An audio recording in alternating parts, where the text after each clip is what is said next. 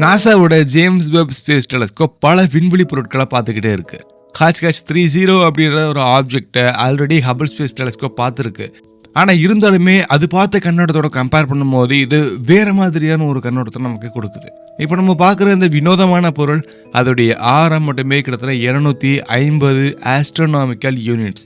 கிட்டத்தட்ட அதோடைய ஆரத்தை நம்மளுடைய சூரிய குடும்பத்தில் வச்சு பார்த்தோம்னா நம்ம நெப்டியூன் மாதிரியான ரொம்ப தொலைதூர கிரகத்துக்கு பக்கத்தில் கூட இதோடைய வெளிப்புற அடுக்கு அல்லது இதோடைய வெளிப்புற பகுதி இருக்கும் அப்படிங்கிறத நம்ம சொல்லலாம்.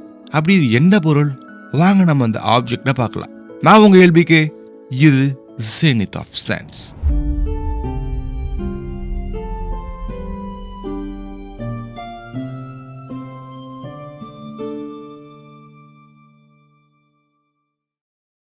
இப்போ நம்ம பிரபஞ்சத்துடைய ரொம்ப சுவாரஸ்யமான ஒரு நட்சத்திர நர்சரியை நோக்கி போக போகிறோம்.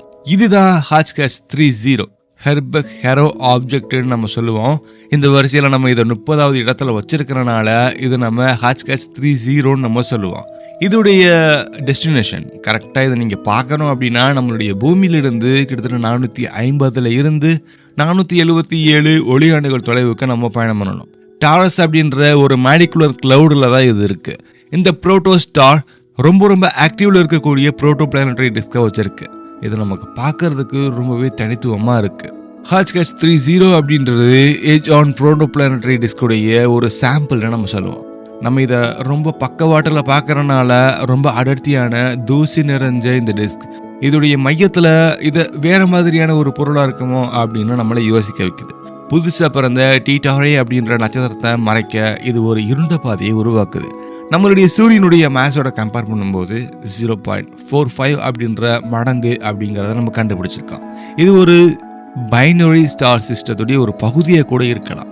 இந்த பார்க்கக்கூடிய இந்த விகிதம் தூசி துகள் எப்படி இதை மாற்றுதுன்றத நமக்கு தெரிய வந்திருக்கு. வேறு ஒரு இடத்துக்கு இது எப்படி இடம் பெயருது அப்படிங்கிறத படிக்கிறதுக்கான இயற்கையான ஒரு கண்ணோட்டமாக இது இருக்கு. ஜேம்ஸ் வெப் ஸ்பேஸ் டெலஸ்கோப் நம்ப முடியாத அதோடைய இன்ஃப்ராரெட் மூலியமா நமக்கு இது வேற மாதிரியான ஒரு பொருளை காட்டுது. ஒரு காலத்துல தூசி அது அடுக்குகளுக்கு பின்னாடி மறைஞ்சிருக்கிற பல பொருட்களை நம்மளால பார்க்க முடியாம போகலாம்.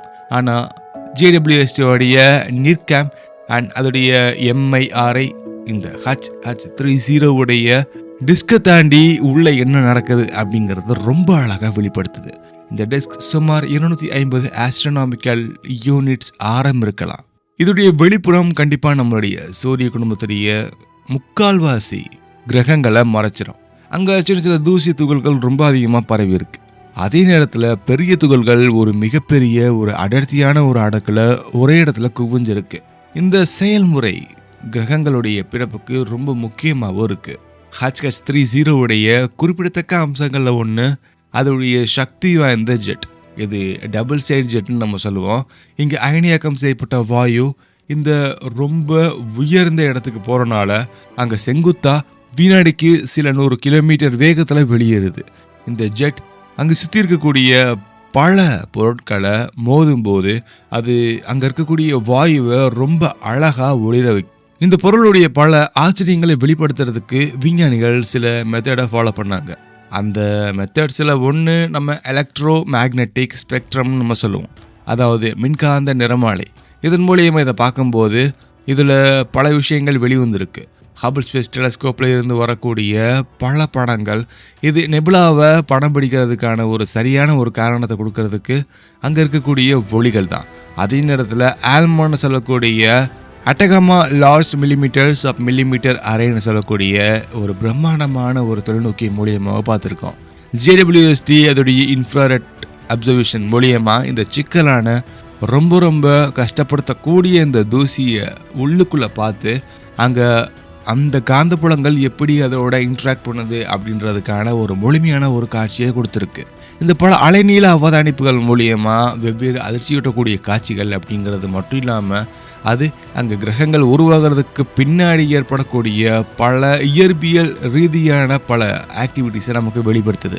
HATCH 30 மிகப்பெரிய தூசி துகள் இருக்கக்கூடிய இந்த டிஸ்க் அதோடைய நடுப்பகுதியில் எப்படி அது குடிபெயருது, அதாவது அது எப்படி அது எமிக்ரேட் ஆகுது அப்படிங்கிறதையும், சின்ன சின்ன துகள்கள் ரொம்ப அதிகமாக சிதறடிக்கப்படுகிறதையும் நம்ம பார்க்குறோம். இந்த தூசி துகள்களை பற்றி படிக்கிறதன் மூலியமாக ஒரு கிரகம் உருவாக்கத்துக்கான முக்கியமான காரணம் என்னங்கிறத நம்ம படிக்கிறதுக்கான ஒரு சாத்தியக்கூறு இங்கே இருக்குது. இறுதியில் ஒரு முழு அளவிலான ஒரு கிரகங்கள் வளரக்கூடிய அம்சத்தை நம்மளால் இங்கே இமேஜின் பண்ண முடியுது.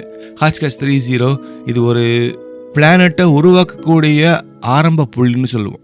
ரொம்ப ரொம்ப குழப்பமான நிலையில் இருக்கக்கூடிய ஒரு பிரம்மாண்டமான ஃபியூச்சரிஸ்டிக் பிளானட்டரி சிஸ்டம். இன்னும் நம்ம இதை ரொம்ப ஆழமாக பார்க்கும்போது இதோடைய இயற்பியல் காரணமாக இருக்கட்டும், இது இயங்கக்கூடிய விதமாக இருக்கட்டும், உண்மையிலேயே நம்மளை மேய்சில் இருக்க வைக்கிது. இங்கே நம்ம ரொம்ப யூனிக்காக ஒரு பொருளை பார்க்கணுன்னா இதோடைய ஜெட் தான். இதோடைய ஜெட் 100லிருந்து 300 கிலோமீட்டர் ஒரு வினாடிக்கு அப்படிங்கிற வேகத்தில் ரொம்ப அதிகமாக வெளியிடப்படுது. இது ரொம்ப வேகமாக இருக்கக்கூடிய ஜெட்டுன்னு சொல்கிறத விட வேகத்துலேயும் ஒரு யூனிக்காக செயல்படக்கூடிய ஜெட்டுன்னு நம்ம சொல்லலாம். ஜெட் ரொம்ப வேகமாக வருது, அது அது பக்கத்தில் இருக்கக்கூடிய பல பொருட்களுடைய மோதுது. ஆனால் அந்த பொருள் மெதுவாக தான் நகருது. அப்படி இருக்கிறனால கண்டிப்பாக அங்கே ஆங்குலர் ஆக்சலரேஷன் அப்படின்றது குறைக்கிறதுக்கான ஒரு காரணமாகவும் இருக்குது. இது மைய நட்சத்திரம் தொடர்ந்து அதோடைய பொருளை அதிகமாக்குறதுக்கான ஒரு அனுமதியும் கொடுக்குது. ஜெட் கண்டிப்பாக ரொம்ப வேகமாக அசையலாம். இந்த காரணங்களை வச்சு தான் இங்கே 2 நட்சத்திரங்கள் உருவாகலாம் அப்படிங்கிறத விஞ்ஞானிகள் கணிக்கிறாங்க. கொஞ்சம் சுருக்கமாக சொல்லணும்னா ஹாட்ச்காஷ் 30 அப்படின்றது வெறும் ஆழமான ஒரு படத்தை விட அதிகம். இது நட்சத்திரங்களுக்கும் கிரகங்களுக்கும் நடுவில் இருக்கக்கூடிய ஒரு பிணைப்பை காட்டுது. JWST மட்டும் இல்லாமல் ஹபிள் ஸ்பேஸ் டெலஸ்கோப், ஆல்மானஸ் கூடிய அந்த பிரம்மாண்டமான அந்த டெலஸ்கோப்பில் இருந்து எடுத்த பல டேட்டாஸ் நமக்கு பல ஆச்சரியங்களை வெளிப்படுத்துது. பிரபஞ்சத்துடைய முடிவே இல்லாத இந்த சிக்கலான அழகை நமக்கு இது நினைவூட்டுது. இந்த பொருளுடைய ஆழமாக நம்ம போய் பார்த்தது கண்டிப்பாக உங்களுக்கு ரொம்ப ஆச்சரியத்தை ஏற்படுத்தியிருக்கும்.